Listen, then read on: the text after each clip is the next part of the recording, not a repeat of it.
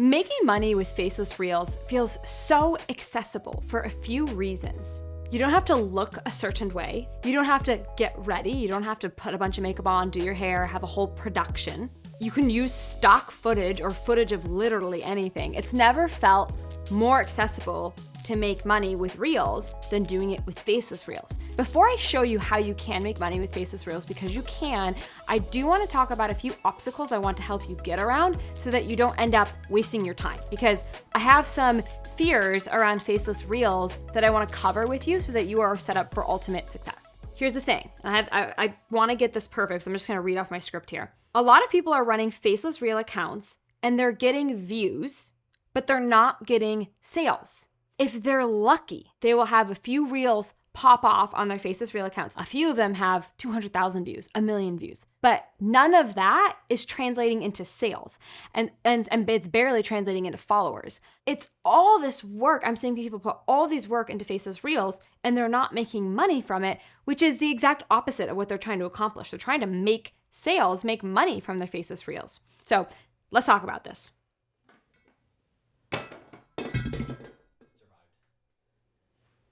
So how in the world do you actually make money with Faceless Reels? It comes down to one thing and one thing only, which is you need trust. You need to build trust. If you don't have trust, you will not make sales. It's that simple. A lot of times the way we build trust is with your face, is with your voice, is binging content like this where you hear me talking to you and I'm teaching you and I'm educating you and there's a know, like, and trust factor. That's how you get sales. However, you don't need to show your face to build trust. You don't need to show your face to make sales. But what you do need is trust. And there's ways you can do it, right? Think about it. Every book that you've ever read is, in a sense, if you think about it, a faceless reel giving information that built trust, okay? So you can do it. What I wrote here that I just want to read verbatim is that you need to make the content, the caption, so good they don't care if they're seeing your face or not. In fact, they aren't even thinking about you at all because they're so immersed in your content. That is how you build trust with Faceless Reels. Dan Coe, you may have heard of him. He does this really well. I want to pull up one of his reels and we'll just watch it together because I thought it was such a good example of really great content, totally viral. We all kind of know who Dan Coe is, but we very rarely see his face on Instagram. Let me show you an example. Hit snooze 4 times, stare at your phone, roll out of bed, make coffee, sit in traffic. 8 hours of unfulfilling work. Sit in traffic. Again. Argue with your significant other. Walk the pet. Watch TV. Pass out. Repeat. This should scare the shit out of you. So I'm going to show you more examples later on. I really don't want your takeaway to be, oh, I have to create these massive animated videos. That's not the takeaway, okay? The takeaway is it's really good content that does not show his face. There's lots of ways we can do that. I'm going to show you more examples later on. So what does this force you to do though? If you're forced to build trust without using your face, what does this mean? It means you're forced to create really good content. Now, I want to make a very clear distinction between really good content and highly produced content. This YouTube video is considered highly produced, right? I've got massive equipment and a video guy who's sitting right there filming me. That's highly produced content. But some of my best content was me filming myself or me writing something or just me sharing an idea, sharing a concept, teaching. Oftentimes it's my written content that does make a big difference for people. And so in your mind, distinguish between good content and highly produced content. What does that mean? How do you make good content?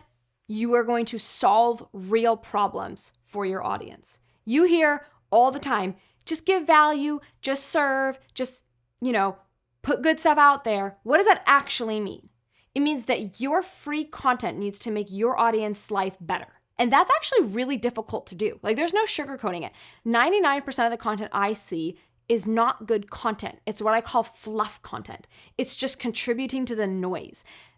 But every so often, I come across something that stops me in my tracks, causes me to read, causes me to pay attention, causes me to rewatch. And that's what we're looking for. We're looking for content that pushes you as you make it. And I can honestly tell you guys that, I'm constantly upping my own game. I'm in a competition with myself to make better and better content, and I'm constantly upping my game. Most recently, I just made a 60-page Bible of Instagram growth. I'll put a link in the description if you want to get it. It's amazing. But I was up really late at night finishing it, and it really pushed me, but it went viral as soon as I launched it because it's that good. And by the way, my face wasn't in any part of that. That was a PDF that I gave away. That was completely written content. And it's a really good example of how you don't need your face to build trust. Good content builds trust. Now, there's this account that I'm thinking about, and for the longest time, she never showed her face. So I'm going to show you one of her more popular reels, just because I feel like it really gets her vibe. It's so interesting. Okay. Here we go. So a trend that I was talking about a few months ago, but is even more relevant as we get into spring, is capris. In denim, of course, but especially these workout fabric ones. And this trend is an example of where the data is different depending on the source. So the Pinterest girls are on it with a 95% increase in searches for capris and capri outfits this February compared to this time last year, and being mostly searched for by Gen Z. However, people who search for clothes, trends, and outfits on Google just haven't caught up yet. And I'm going to be doing a series of videos on data-informed spring trends, as well as trending colors and trending animal prints, so definitely follow for more. I want you to just sit and think about how different it is for there to be, again, faceless content. We didn't see I have no idea what that author looks like. All we saw was pictures of other people wearing capris. But this account is my Roman Empire because she constantly shares data-informed trends. She'll give you 50% of people on Pinterest did this. When do we see this in the fashion world? Almost never. Fashion is so like, oh, I really like this, or oh, I think this thing is trending. She actually has the numbers, and that's why her account stands out, and that's why she's so viral. Her stuff, I mean, the reel I showed you had like 2 million views. Never seen her face. I have no idea what she looks like, but I'm obsessed with her content, and I trust her. When she says XYZ is going to be a trend, best believe I believe it because she's got the data behind it. So, okay, so now, frankly, what I'm going to do to find a bad one is I'm just going to go search the term faceless reels. Yeah. So this is a really good example of, and again, I don't like to like pick on smaller accounts. I really hope you guys don't think that's what I'm doing. It's just a quote with some stock footage. It's not really inspiring. It's not really helpful. This is another one. Like these are the really common ones where they're like clearly stock footage. These are fluff content. These both are great examples of the 99% of content because they're not contributing anything. You're not learning, you're not inspired, it's not even different. And so if you're going to make money with faceless reels, you have to build trust. How do you build trust? By creating really good content. Now, if you feel like you need more help with this is actually one of the main things I teach in my passive income with Instagram course. A lot of people in that course do have faceless reel accounts and are making money. My course itself has gone viral because some of my students' results have gotten shared online. And so my course itself has gone viral several times over the last few months because of the success stories in it. And by the way, if you want to watch a step-by-step tutorial that I made on how to create a good faceless reel, you can watch that here.